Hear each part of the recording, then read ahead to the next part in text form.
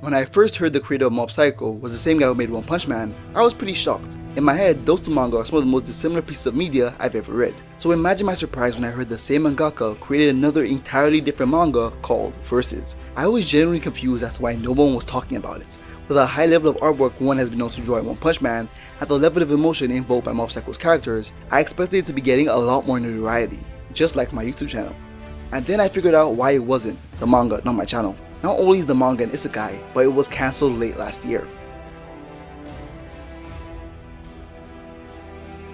And I know at the mention of the word isekai, half of you are probably ready to jump ship, and that's totally understandable.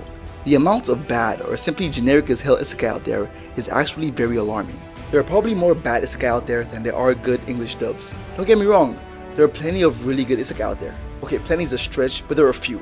But ever since people started getting reincarnated as washing machines in another world, the entire genre was cooked. But when they tell you one made a manga, isekai or not, you know it's gonna be good. And it does help that it isn't your normal isekai. So the premise goes something like this. The world has been overrun by humans' natural enemy, demons. The human race is on the brink of total annihilation. So in a last-ditch effort to save humanity, the king of, well, everything I guess, assembles 47 of the strongest heroes on the planet to defeat the 47 demon kings and save the world. These 47 brave warriors were sent out to their respective demon kings to defeat them in mortal combat and bring humanity back from the edge. Armed to the teeth with weapons and armor the likes of which have been specially forged to kill demons and the fate of the world on their shoulders, the heroes set out, and not a single one of them made it back alive. Well, almost no one.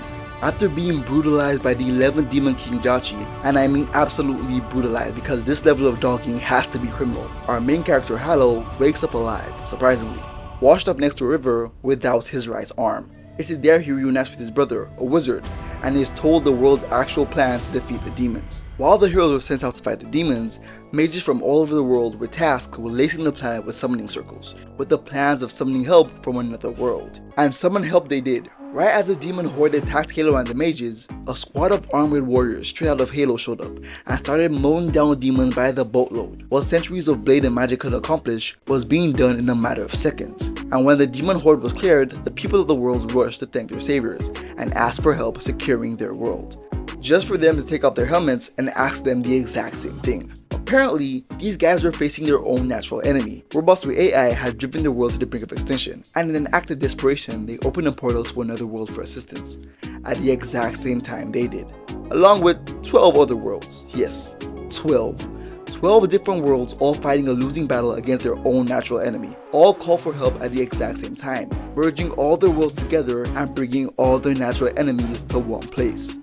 There was a world where zombies had taken over, a world overrun by kaiju, a world attacked by aliens, a world where God is their enemy. I'm pretty sure those guys were cooked. At first the worlds tried to switch tactics, with one world fighting another world's natural enemy, which seems to work at first, but no matter what the world, humans are still humans, and humans cannot overcome their natural enemy, whether they come from another world or not. So they turn to another tactic, use themselves as baits, and have their natural enemies fight each other. What makes Versus interesting is just how far it strays from the normal shonen isekai formula while also staying true to its shonen roots. The reason I say this is because the main character Hallow has never won a major battle. In fact, none of the humans have. He lost his arm in the very first battle we see him in, and has continued to lose companions and fights as the manga goes on. The fact that up until the manga's cancellation, they never gave him a new arm, is something you wouldn't normally see in a world of magic, now mixed with future technology and different powers from different worlds. You would think he would have gotten a new arm by now, but he never does. And I think that is done to show just how hopeless the situation is. The humans know it's impossible for them to win this war, so they rely on each other's enemies, the enemies who have taken everything from them, in an extremely elaborate and desperate game of poke the bear, just to survive. Where in a normal isekai world, people teleported to another world usually end up with some overpowered skill or ability, everyone isekai in this manga is equally as screwed as everyone else. No matter how strong you are in Versus, no human can ever overcome a natural enemy. No matter how much they train, how much power they have, it's physically impossible. And even knowing this, the humans still rally up and fight, because the last thing they can do is give up in the face of danger.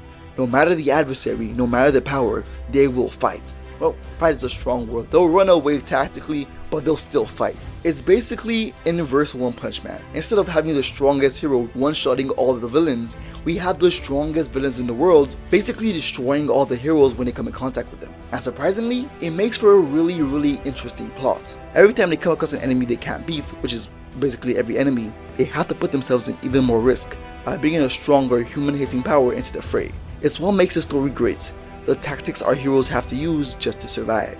The more desperate the situation, the more the manga goes into overgear. Our heroes have to rely on the most desperate plans and decisions with the hopes of just escaping with their lives, because fighting back was never an option. Just don't get too attached to any characters, but the way people get packed up in this manga, there should be a death counter in the top right. Well, I know what I was expecting when I first saw this manga and its mangaka, and I was not disappointed. When two beings who've conquered their respective worlds meet, egos flare, and hands are thrown, and the battles are nothing short of epic. When the Demon King Jachi confronts the alien threats, the sheer scale of the ass whooping is awesome. Bear in mind, these aliens just finished folding an entire demon army, Jachi's 4 generals, and caused the humans to engage in a mass teleportation event just to survive. And Jachi pulled up and started pulling off Saitama levels of work on the aliens. I just watched him counter a move that was bending space and time by sucking in breath. And the power scaling isn't even botched because beings like Omega Godzilla over here exist in this verse for no reason at all. And that's another thing, the character design for both the heroes and the natural enemies are really good. I especially like the design for the people from the alien world, and getting back to the Chief of Titans. Also, there is one panel where the aliens are mowing down the demon army and it just goes hard for no reason at all. Also, the design for the different worlds merged together look really good. We don't get to see a lot of it, seeing how the manga was cancelled after only 20 chapters, but they look really good nonetheless. This is one of those manga that if it was allowed to run, would have been picked up by a studio and turned into an anime before it reached its 50th chapter. The art, the story, the character design, it just screams animate me. Since I have nothing more to say, that was Versus. I'm the source material. See you all next week. Maybe, hopefully, probably. Bye!